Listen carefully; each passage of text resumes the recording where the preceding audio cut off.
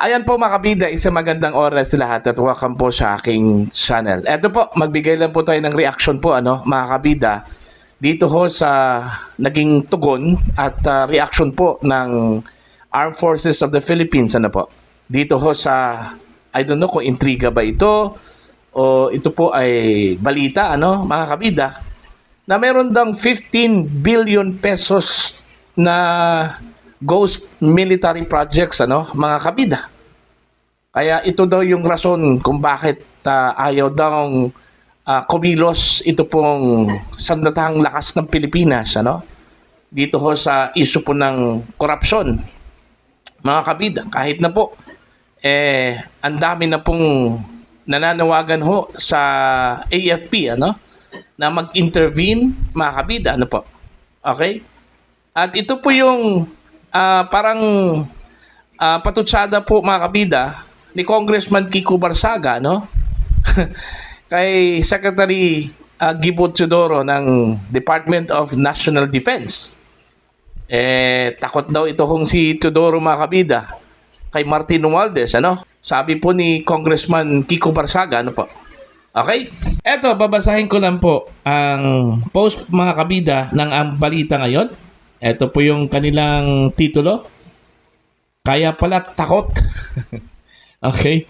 Ito yung naging pahayag po mga kabida ni Cavite 4th District Representative Kiko Barsaga mga kabida patungkol ho sa 15 billion pesos na sinasabi hong ghost military projects mga kabida Okay.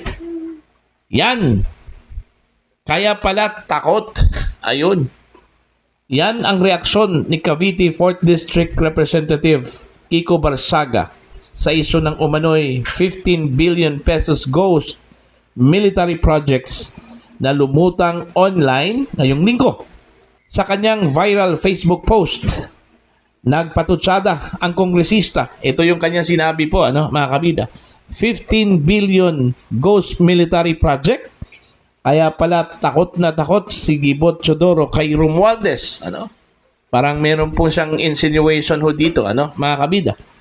Ang pahayag ni Barsaga ay umani ng libu-libong reaksyon at shares kasunod ng panibagong diskusyon sa pagitan ng Department of National Defense, Department of Public Works and Highways at Armed Forces of the Philippines hinggil sa implementasyon ng mga proyektong pang-infrastruktura ng militar. Bumuwelta naman ang AFP sa kumalat na aligasyong ito na tinawag nilang malicious, false, and irresponsible. Ito, galit po itong sandatahang lakas po ng Pilipinas mga kabida dahil ho dito sa paratang na meron daw ghost military projects. Ito yung kanilang sinabi. For the record, there are no ghost projects in the AFP. The AFP neither implements nor receives funds for infrastructure projects. Pahayag ng organisasyon. Ayon. Actually, kumakalat po ito ngayon sa social media mga kabida na meron daw 15 billion pesos na ghost military projects ito hong Armed Forces of the Philippines. Kaya daw siguro nananahimik daw ito mga kabida dito ho sa gitna po ng ingay laban ho sa gobyerno dahil ho sa talamak na korupsyon mga kabida. Nadali pa po nasama pa po dito si Secretary Gibo Teodoro matapos pong patutsadahan po mga kabida ni Congressman Kiko Barsaga na takot daw ito kay dating House Speaker Martin Romualdez dahil daw dito ho sa ghost military projects mga kabida Now, kahit na po nag-deny na po dito ang Armed Forces of the Philippines mga kabida mabigat po itong aligasyong ito. Okay? Sabihin po natin, intriga po ito mga kabida. Isang aligasyon lang po Pero remember, mayroon po tayong lumang kasabihan pag meron pong usok, meron pong apoy. Okay? Kaya nga kailangan po itong imbestigahan, mga kabida, ano?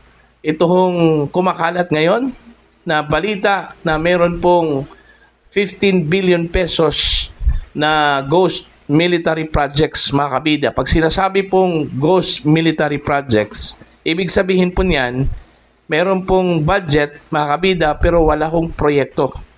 Okay? Meron pong kontrata, pero wala hong proyekto.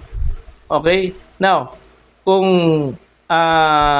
totoo po itong 15 billion pesos, mga kabida, na budget for military infrastructure, tapos ang lumabas is ghost, ang tanong, saan po napunta ang 15 billion pesos? Kung totoo po ito, ano, mga kabida. Although, sinabi ko na kanina, dininay na po ito ng Armed Forces of the Philippines. Okay?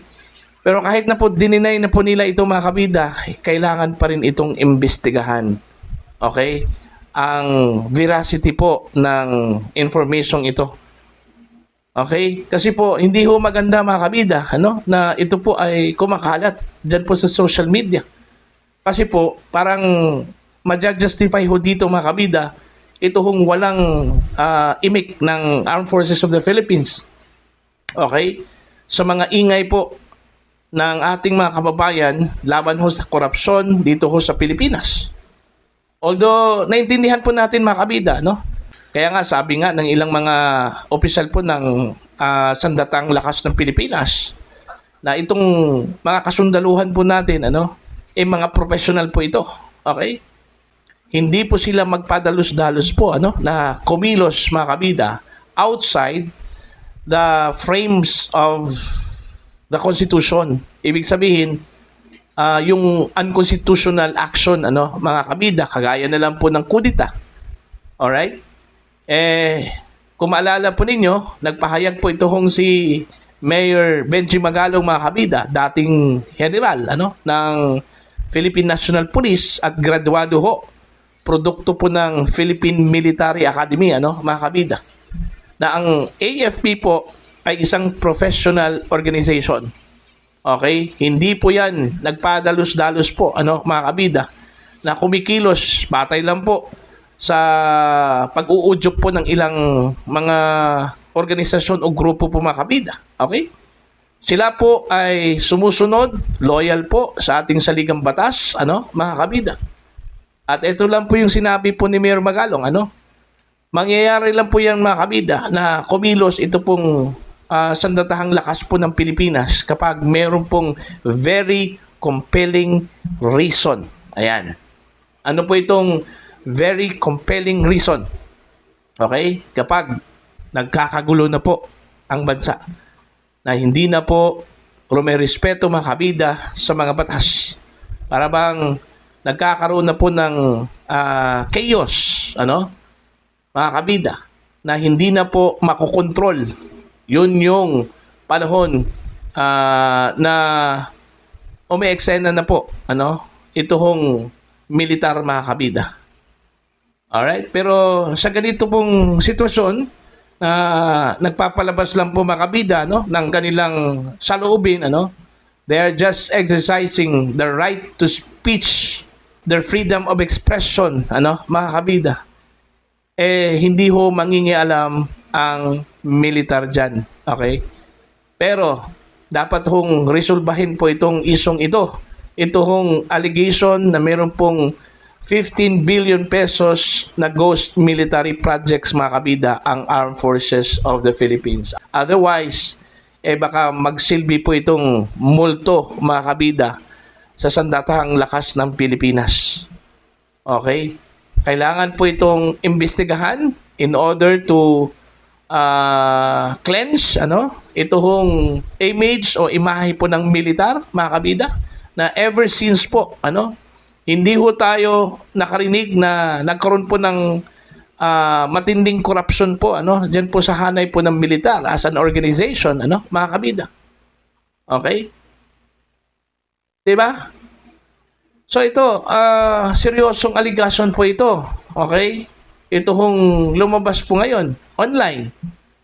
At marami na pong kumagat ho dito, mga kabida, lalong-lalo na po ito hong mga kritiko po ng Marcos administration, parang ginamit na po nilang parang bala ito mga kabida laban ho sa administrasyon, okay? So kailangang linawin po ito mga kabida, At hindi lang po yung simpleng denial po ang gagawin ho dito coming from the Armed Forces of the Philippines.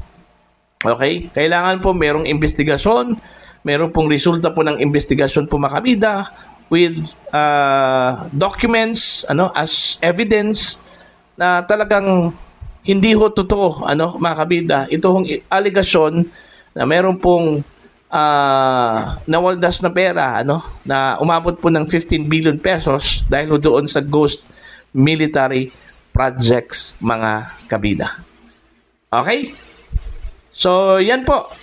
Para po sa inyo, mga kabida, ano po ang inyong pananaw at opinion ho dito, Please comment down sa mga hindi pa po subscribers sa akin channel. Please subscribe. Just click the subscribe button. Click the notification bell.